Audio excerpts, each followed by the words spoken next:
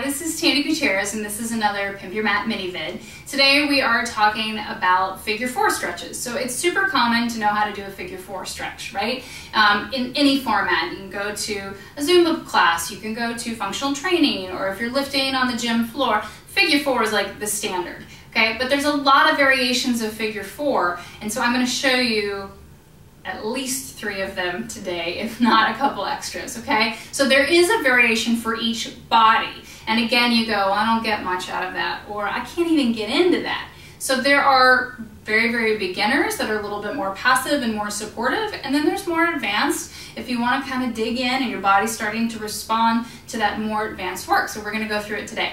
Figure four is great because it's a fabulous hip stretch, right? You can sometimes get into the psoas with it and your other hip flexors. It's also going to give you some of that opening stretch on the outer side, glute medius, little IT, and piriformis. So it's kind of a crossroads that some people are going to feel more stretch on the inside because that's going to need more opening, and some people may feel it more on the outside because that's going to need a little bit more work. So here we go. Variation 1, you're just going to lay on your back, okay? So this is the most common one that you know and that you've probably done at some point in your life, that you're going to lay down, bent knees, cross one ankle over the other knee, and here you go. So this is it in its most simple form. You're supported by the floor.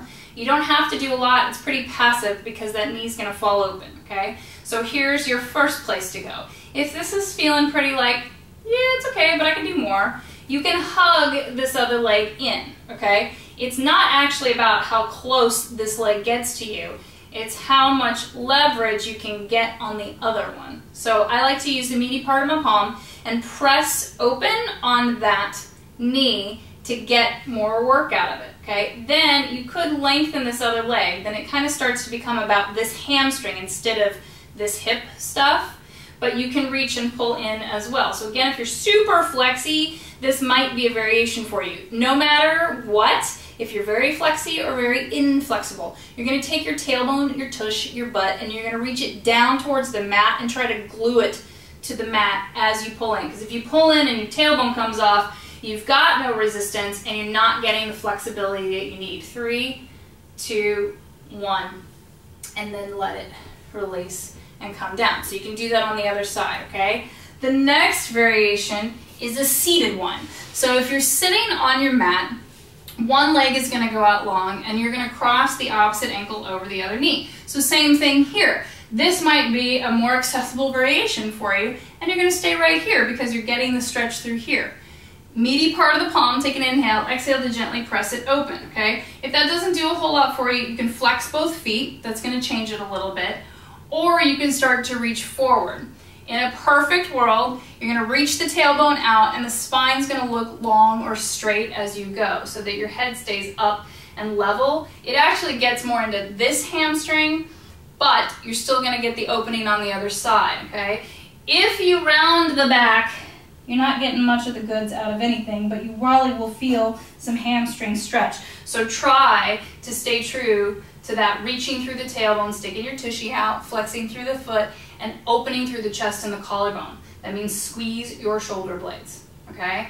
And then sit up. So then, if this one goes pretty well, you feel like I could go further, you can start to bend this leg, okay? And again, you can see where the seated figure four comes in as if you were lying on your back, but it's gonna take more core strength. The goal here is to keep your spine straight and long. Inhale to scoop that belly button up underneath the ribs. Exhale to hold it nice and tight.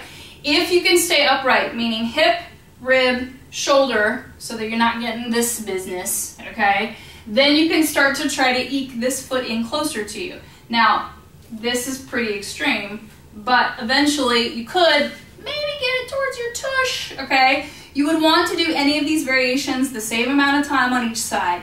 I like to set a timer, 2 minutes, 2 minutes. Takes that amount of time for the fascia and everything to open, no more than 5 minutes at a time. So the last variation is kind of a mixture. It's supported because you're going to be on the wall, but it can be pretty intense, okay?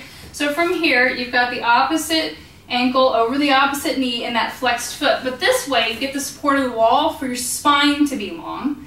And then you can start to bring this foot in if you want to, or if you can, and you just start to scooch it in to see where it'll go. But the wall keeps keeps the integrity for your spine and for your core to see where that can be.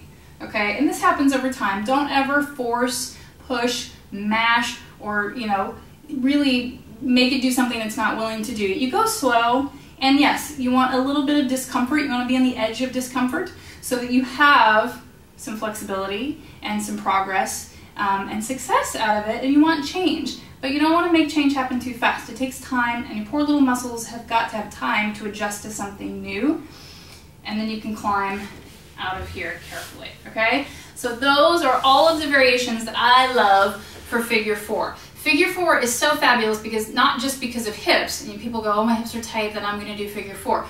Because of low back pain. So people go, oh, my low back is grumpy, I'm doing all these low back stretches. No, go stretch your hips, open those up, because they're probably the thing pulling on your low back. And then you can see how doing that consistently during the week changes your spine and the health of your low back and the health of your hips overall. Because you know PYM are all about balance, flexibility, and strength, and internal health. So getting fit from the inside out, rather than worrying about what it looks like on the outside. That stuff will come. Worry about how it feels like from the inside. If you have any questions about it, post, let me know, email me, and thank you. I will see you next time for a next Pimp Your Mat mini vid.